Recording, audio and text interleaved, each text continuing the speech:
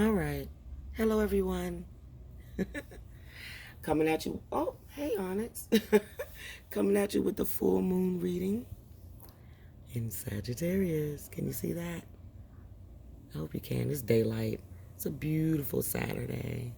My niece graduates today, so I'm really excited. So look at the big picture. Look at the bigger picture. This is the message for our full moon in Sagittarius. There's a reason why we're being told to look at the big picture, because there's a lot of little things going on, right?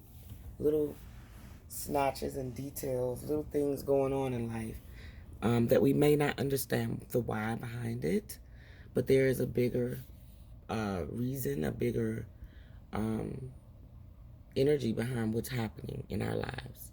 So I think that's what Spirit is telling us right now, to look at the bigger picture. We're too much into the details of the dilemmas that we're in.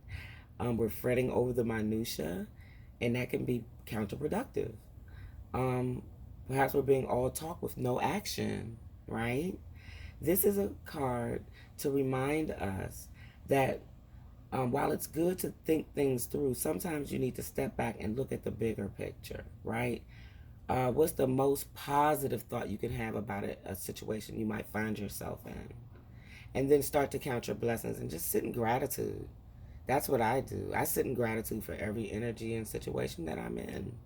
So I think this month, although, we're moving forward, Mercury's out of retrograde, it's still asking us to take our time and look at not only the little details, but then broaden your telescope, right? Like take it out, zoom out, and really look at everything.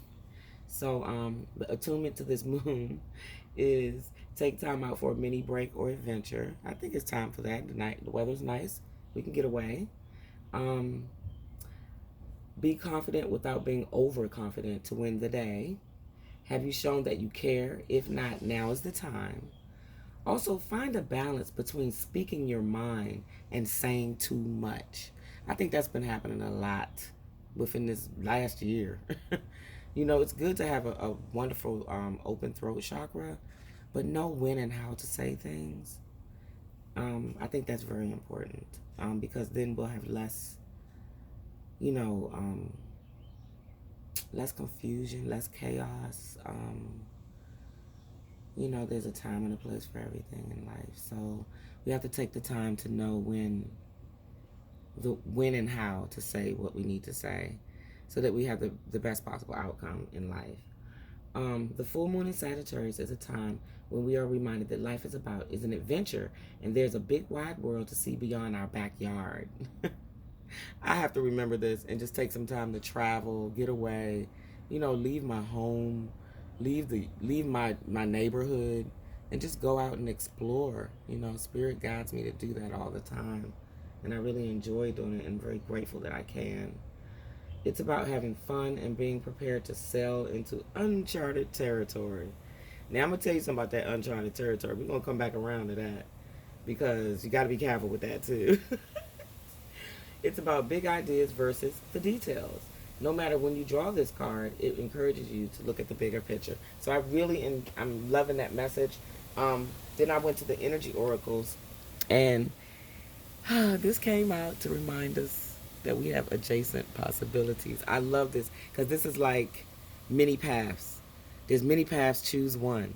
There's so many possibilities. It's all opened up to you. All you have to do is walk through, the bigger picture, the uncharted territory, right? So I really love that this card came out. I'm just going to place it back over here, but it's adjacent possibilities. Get a good look at it. And I'm going to read it. So, adjacent possibilities, card number 24 is telling us for the full moon in Sagittarius, there are many unconsidered options. Now remember what full moon in Sagittarius told us. It's about having fun and being prepared to sail into uncharted territory, right? So there are many unconsidered options, things that you haven't considered yet. Sometimes the force of habit keeps you stuck and unaware of potentially healthier and happier choices at hand. Yet every moment gives you the option to open a different door and take a different course, whether it's in your thoughts, behaviors, or major life decisions.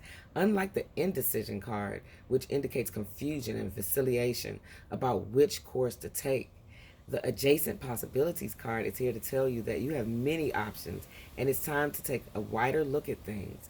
As you consider the many life choices available, you'll feel more and more empowered and motivated to make the decisions that bring happiness, strength, and forward motion. In terms of your goals, this card could indicate unknown and previously unconsidered ideas. Perhaps there's a marketing tool you haven't thought of, a connection you haven't tapped into, or even an entirely different direction that would be more suited to you. Be conscious, be aware, and be flexible and willing to take new and different action now. The affirmation for this energetic card is I am open and willing to take my life in different new directions. I am becoming more aware of many options for harmony and optimism in my thoughts and in all choices each day. This theme has been running strong. I'm not going to go into the personal details of what's been going on with my friends and my groups that I'm, organizations that I'm associated with, but I can tell you this is strongly happening right now within those places. So look at that. And don't feel bad about it. It's all good. Everything is good. At first it'll hurt a little bit because separation hurts. But then you start to realize that it's not about you. It's about all of us. And then you get over it and move on and send love and light and be happy. Choose happiness, right? So the goddesses, of course, always have to come through for the moon's cycles. Bast and Hathor came through together. They was like, oh, we got something to say together today. Bast says, your independence is a foundation for your strength and success. Very beautiful card. I love this. This is very important. I love the shells around her. I had to pull this out today.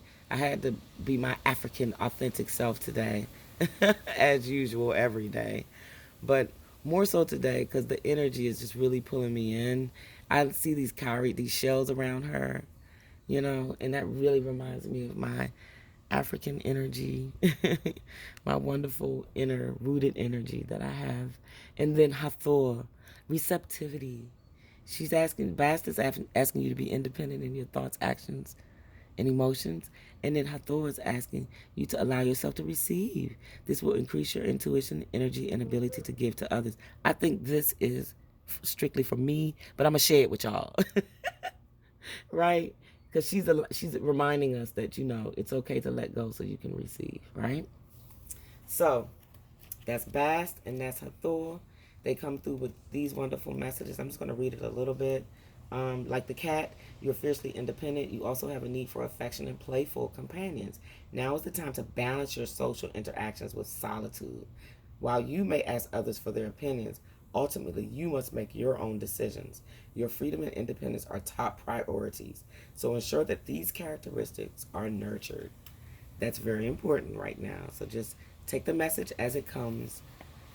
So the message from Hathor is you have a maternal side to you that naturally cares for those in need. Yet this must be balanced with receptivity or the flow is blocked. Receiving is the essence of feminine energy, and it means allowing yourself to receive with grace and gratitude. If you feel guilty when asking others for help, or if you feel bad about receiving gifts, then you block your feminine energy. Whoa, this is for me. I'm so sorry, you guys. Your receptivity is just as natural as your nurturing. Giving energy receptivity allows you to better hear the voices of angels. When you receive, you have more resources to give to others. Begin by noticing the hundreds of gifts you receive each day, whether it's seeing beauty in nature, witnessing a touching human moment, or being hugged by a loved one. Simply say thank you for each gift and know that they are filling up your storehouse, keeping the divine flow going strong. I love this message, and it's not just for me, it's for all of us, but I really think it's for me. I'm not going to go into too much personal detail, but I will suffice to say, think about your life and think about the lessons that you can learn in this energy and grow within that, right? Because I'm sure everybody has their own situations that they're dealing with, so no need in harping over mine. Our moon magic card is I know myself deeply and find myself worthy. It's an eclipse card. I like that. I love that message. I love myself deeply and find myself worthy. Without you doing this, no one else can do this for you. Right? Love yourself deeply. Not in a conceited, boastful manner, but in a really self-care, loving manner. Love yourself first, deeply, every piece of yourself. And then you will see how much you're worth, right? You're worth the world. You're worth everything in the universe. But you got to go deep within and love each piece, each core, each ugly, right, of you. Every good, bad piece of crumb of you, deeply. And you'll find the worth within yourself, within your being, that you can share with everyone else. And then, of course, I pulled my own cards. The manifestation, affirmation, abundance deck. I have the power to manifest what I want in my life, right? So when you see that bigger picture, going back to the first message, look at the bigger picture. That you can manifest whatever you want. You have the power to do that. So don't just look at the small details. Look at that really big picture and know that you can manifest what you want at any given time.